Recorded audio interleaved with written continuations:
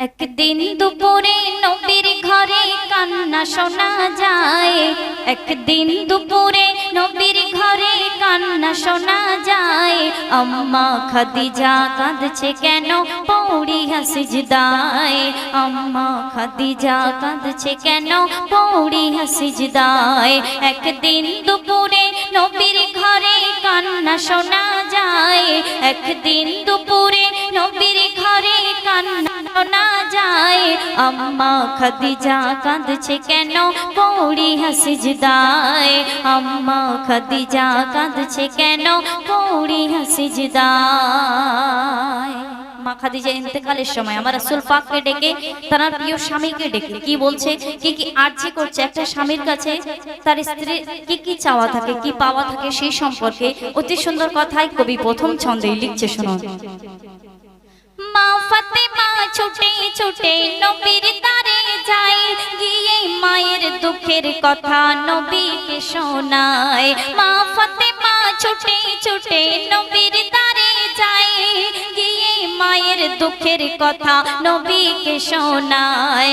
দয়ার নবী ঘরে ফিরে দেখলো একই হায়, দরজা জানলা বন্ধ শুধু কান্না শোনা যায়। দরজা জানলা বন্ধ শুধু কান্না শোনা যায়। নবী দয়াময় ভেবে না পাই কি কারণে হায়। নবী দয়াময় ভেবে না পাই কি কারণে হায়। আম্মা খাদিজা কাঁদছে কেন পৌড়িয়া সিজদায়। আম্মা খাদিজা কাঁদছে কেন পৌড়িয়া সিজদায়। অতি সুন্দর কথায় কবি দ্বিতীয় ছন্দে লিখছে। দেখুন।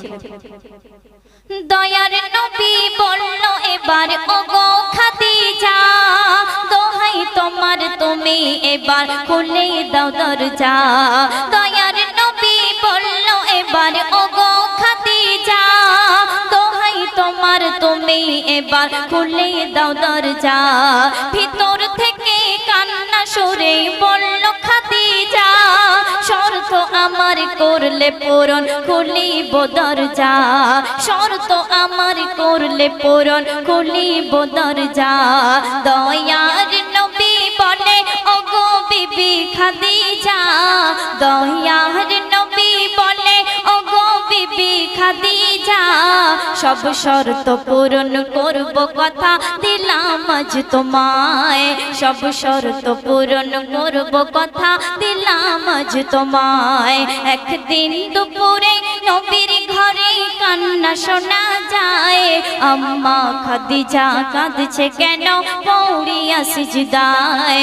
আম্মা খাদিজা কাঁদছে কেন পৌড়িয়া সিজদায়।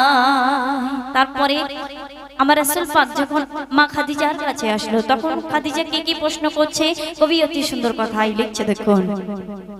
প্রথম শর্ত হলো আমি মরিব যখন, তোমার গায়ের জামা হবে আমার কাফন। প্রথম শর্ত হলো আমি মরিব যখন, তোমার গায়ের জামা হবে আমার কাফন। আর মা খাদিজা বলছে যে কবরে সবাই আমার করিবে দাফন, ওই কবর যেন পাই গো নবী তোমার বদন। ওই কবর যেন পাই গো নবী তোমার বদন। মন কার নেকির আসবে যখন আমার কবরে। প্রিয় স্বামীকে ডেকে মা খাদিজা বলছে মন কার নেকির আসবে যখন আমার কবরে, থাকবে তুমি সেই সময় আমার কবরের ধারে। থাকবে তুমি সেই সময় আমার কবরের ধারে। একদিন দুপুরে নবীর ঘরে কান্না শোনা যায়। আম্মা খাদিজা কাঁদছে কেন পৌড়িয়া সিজদায়। আম্মা খাদিজা কাঁদছে কেন পৌড়িয়া সিজদায়।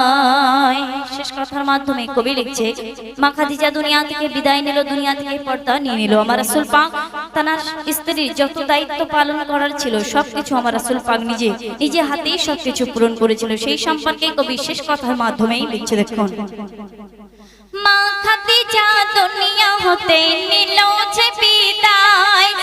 শর্ত পূরণ করলো আমার নবী দয়াময়, সব শর্ত পূরণ করলো আমার নবী দয়াময়।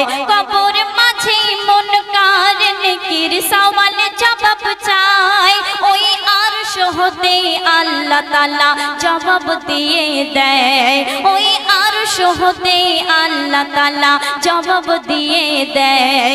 সাইফুদ্দিন আমিনী করো সেই কবরেরই ভয়, সাইফুদ্দিন আমিনী করো সেই কবরেরই ভয়।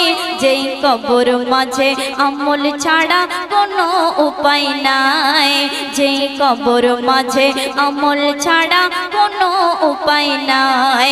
একদিন দুপুরে নবীর ঘরে কান্না শোনা যায়, আম্মা খাদিজা কাঁদছে কেন পৌড়িয়া সিজদায়, আম্মা খাদিজা কাঁদছে কেন পৌড়িয়া সিজদায়।